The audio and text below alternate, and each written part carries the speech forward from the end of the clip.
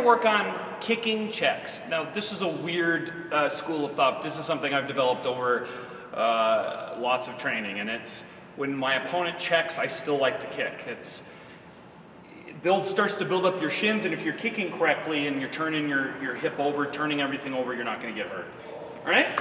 I just want to get used to this, okay?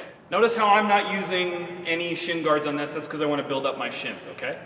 And this is important to be able to do this because, as we all know, in the street scenarios, you don't have any pads at all. No groin protector, no shin guards, no mouthpiece.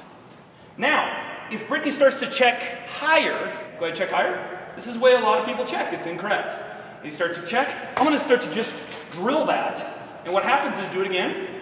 I can actually drill in. You okay? Yeah, I'm fine. What's happening is I'm actually hitting low, and I'm actually causing their leg to go in, and I can actually sweep them off their feet with this. I can actually step in and go. So go a little higher. I'm not going to sweep you. Here. See that? Okay, tucks it in.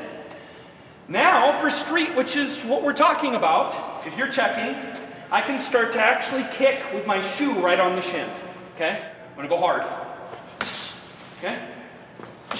This is just getting used to not caring if they block your kicks. Because sometimes when people kick and you get to take a good check, you're a little more gun shy. But if you develop your shins, you won't worry about it. I've actually stopped fights with them checking my kick and they still go down. Their shin, they're usually checking incorrectly, and their shin is taking damage against my shin. It's whose shin's stronger. Over here, we'll go. That's it. Always good distance. So this is when someone's defending against your kicks. Don't back off, just keep attacking. And eventually with enough training, you'll get so strong that it won't matter they're blocking it.